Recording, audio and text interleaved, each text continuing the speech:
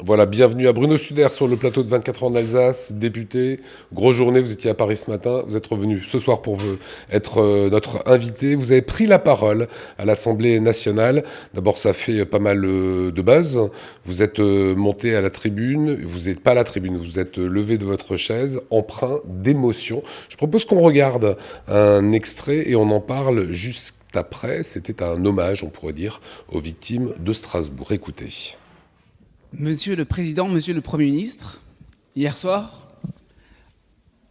un Strasbourgeois né à Strasbourg, un Alsacien né en Alsace, un Français né en France et n'ayant grandi nulle part ailleurs qu'à Strasbourg, en Alsace et en France, a décidé, pour des raisons que l'enquête déterminera, de semer la terreur sur le marché de Noël de Strasbourg.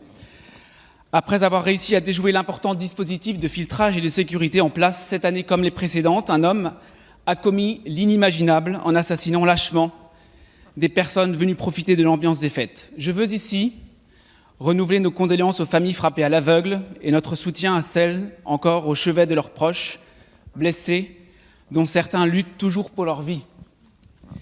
Je souhaiterais rendre hommage aux forces de l'ordre, de secours et de soins dont la mobilisation demeure totale. Hommage également au courage des femmes et des hommes qui ont, les uns, prodigué des gestes de premier secours, les autres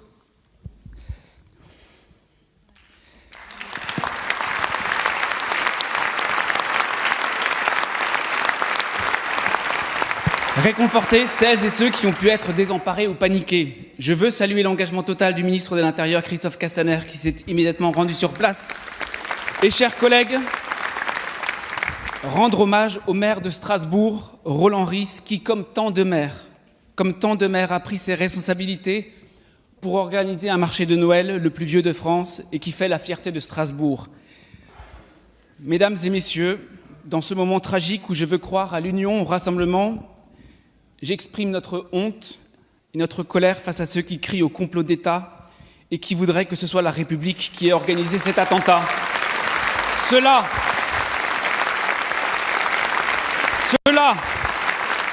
dans le confort indécent de leur anonymat sur les réseaux sociaux, derrière un écran de smartphone ou derrière un clavier d'ordinateur, nous devons le dire, ceux-là font preuve d'indignité. Noël ne sera plus jamais comme avant à Strasbourg. Plus jamais. Mais Noël doit rester et restera toujours un moment de partage, de fraternité. Et vous interpellerez quelques temps après, dans cette allocution, le ministre de l'Intérieur, Castaner. Beaucoup d'émotions. On sent, à un moment donné, Bruno Studer au bord des larmes.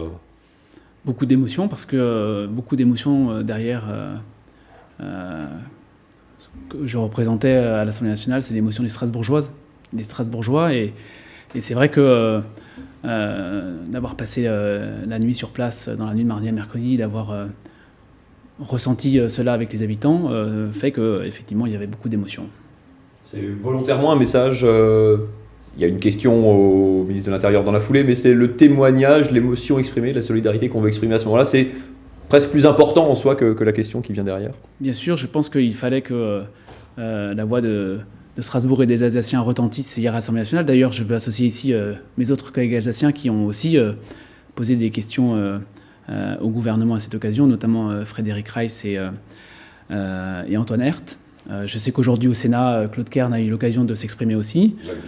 Jacques Bigot également. Et c'est toute l'Alsace qui était bien entendu dans le cœur des Français. Et donc il est normal que la représentation nationale ait donné écho à l'émotion qui a été celle de beaucoup de monde hier. Alors on va rappeler aussi que sur les réseaux sociaux, suite à ces terribles attentats, cette tuerie, certains ont dit, et vous ne citez pas les gilets jaunes dans votre allocution, mais vous expliquez en substance que sur les réseaux sociaux, des voix anonymes, des voix masquées bien évidemment, parce que le courage manque très souvent à ce moment-là, disaient que l'attentat de Strasbourg allait en substance permettre d'affaiblir le mouvement des gilets jaunes et que surtout l'État, le gouvernement en était la cause.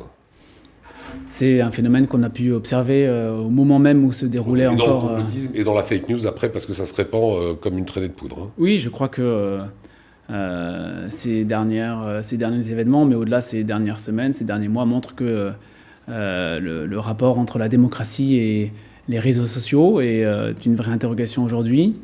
Mais c'est vrai que mardi, alors qu'il y avait des personnes qui étaient décédées, des personnes qui luttaient pour la vie, des personnes qui étaient confinées, eh bien certains se sont empressés de faire croire que tout cela n'était finalement qu'un complot d'État, que la République française était prête à organiser de tels événements. C'est ce que j'ai voulu dénoncer, et je remercie l'ensemble des collègues de tous les bancs de l'Assemblée nationale qui effectivement se sont joints à moi hier pour le dénoncer.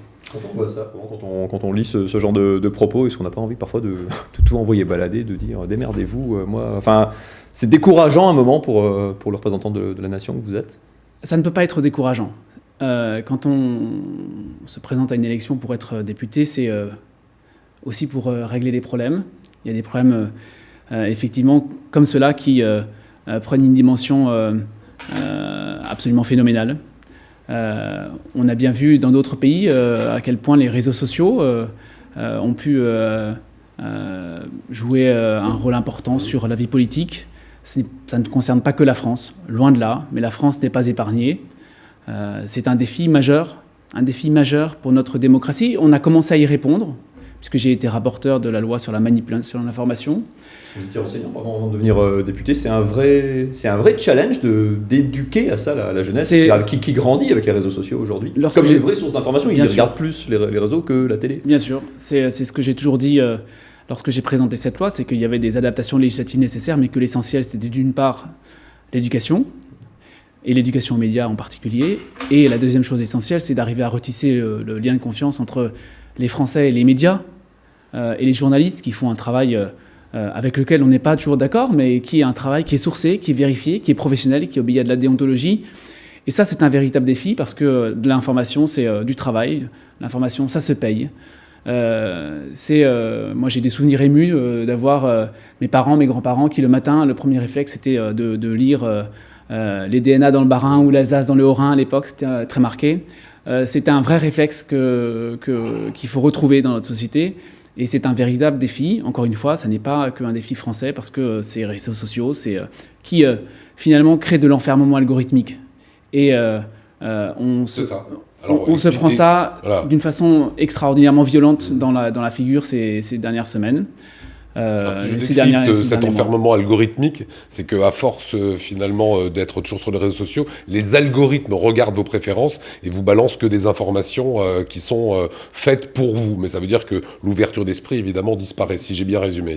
Voilà, c'est-à-dire que pour résumer, je dis toujours, moi, si je fais pas attention, j'ai l'impression que sur mes réseaux sociaux, la grande majorité des gens pensent comme moi, la grande majorité des gens est d'accord avec moi. Je sais très bien que ce n'est pas le cas.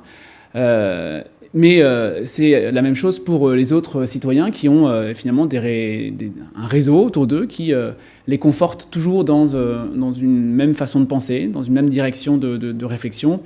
Et je crois que c'est un vrai défi, parce que c'est tout simplement le défi du pluralisme. Deux questions très différentes. J'ai rencontré des policiers aujourd'hui à Strasbourg qui me disaient qu'ils étaient cuits, qu'ils étaient un petit peu sur les rotules. Il y a 720 policiers actuellement sur Strasbourg, une grande partie affectée évidemment à la recherche de ce tueur. Ils me disaient, on est aimé dans les rues de Strasbourg après les attentats et on est caillassé quand on fait la loi sur les gilets jaunes.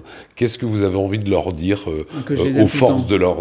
Que je les aime tout le temps et que j'ai une profonde admiration pour leur engagement quotidien.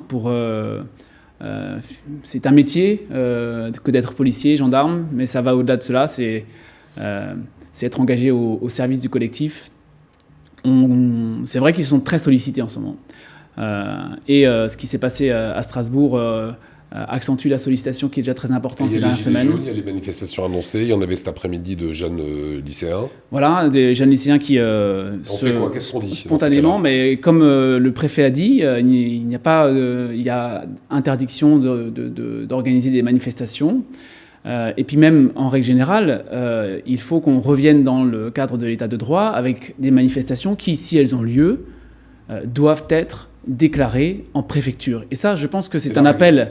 C'est la règle, c'est la loi républicaine. On peut manifester, on peut exprimer son désaccord, mais la première des règles, c'est de déclarer sa manifestation en préfecture. Et ça, c'est vraiment un message que je voudrais relayer, y compris auprès des Gilets jaunes, auprès desquels je me suis rendu, avec lesquels j'ai eu des discussions très approfondies, avec lesquels rendez-vous est pris dans le cadre de la concertation annoncée par le président de la République en début de semaine, mais dans le cadre de la loi. Il y a un débat qui va bientôt arriver sur le tapis. Certains de vos collègues politiques n'ont pas attendu très longtemps pour l'envoyer.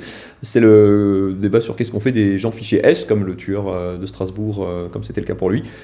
Ça concerne plusieurs milliers de personnes, dont une écrasante majorité pour des faits de radicalisation religieuse. Quelles sont les pistes? Qu'est-ce qu'on peut faire? Qu'est-ce que le représentant, qu'est-ce que l'élu... Ce débat, il est absolument nécessaire. Parce que quand on parle des fichés S... Aujourd'hui, l'écrasante majorité de la population ne sait pas exactement de quoi on parle. On peut être fiché S pour des faits de radicalisation, c'est vrai. On peut être fiché S pour tout un tas d'autres faits. On peut être fiché S simplement parce que son voisin a décidé de vous signaler à la police. Par contre, ça prouve bien que ce fichier S, c'est un petit peu devenu un objet de fantasme dans la société française et que ces fantasmes, bien entendu, il faut qu'on les traite parce qu'une démocratie ne peut pas bien fonctionner avec ce genre de fantasmes. Prenons 50% de ces fichiers S, il y en a 19 000 actuellement visiblement, on va dire sur 8 000 personnes, je ne parle pas de leur dangerosité, d'une vraie radicalisation qui peut amener à une dangerosité. Qu'est-ce qu'on fait, on va dire, pour cela? Alors, pour cela, il faut continuer et approfondir les efforts qui ont été faits ces derniers mois. Je rappellerai que nous venons de mettre en place un parquet national antiterroriste, que 1900 agents sont en cours de recrutement pour la DGSI, c'est-à-dire les services de renseignement intérieur, que les maires ont dorénavant accès aux fiches S pour des personnes qui vivent sur leur commune ou qui sont employées par leur commune. Ça a été longtemps demandé. Christophe Castaner vient de signer une circulaire. Et donc, c'est tous ces moyens. On sait que il n'y a pas de solution miracle. En gros, vous dites qu'il faut ouvrir le débat. On ne va pas mettre un bracelet électronique à tout le monde, on ne va pas faire Guantanamo en France. Le Patriot Act à la française a été mis en place, mais très édulcoré par rapport à un système américain. C'est un débat à ouvrir, vous dites. Écoutez, la France est dotée déjà d'un certain nombre d'outils. Il faut certainement réfléchir à les rendre plus efficaces, mais vous pouvez regarder toutes les grandes démocraties confrontées à la menace terroriste. Le risque zéro n'existe pas. C'est sûr. Le risque zéro n'existe pas. Vous ne pouvez que difficilement agir contre un individu qui, à un moment donné, prend un couteau et va éventrer des gens, comme ce qui s'est passé mardi soir, parce que s'il avait une arme à feu, il avait aussi une arme blanche avec laquelle il a éventré un certain nombre de personnes. Et on a vu que ça s'est passé dans des pays où le niveau de sécurité intérieure est à un niveau... et la sécurité à Strasbourg était bien faite. La sécurité à Strasbourg... était bien faite, il ne faut pas s'interroger. Il ne faut pas s'empêcher de s'interroger pour trouver s'il y a des voies d'amélioration. Bien entendu, c'est toujours l'objectif des forces de l'ordre, c'est toujours l'objectif des fonctionnaires que de faire le bilan de ce qui fonctionne et ce qui ne fonctionne pas.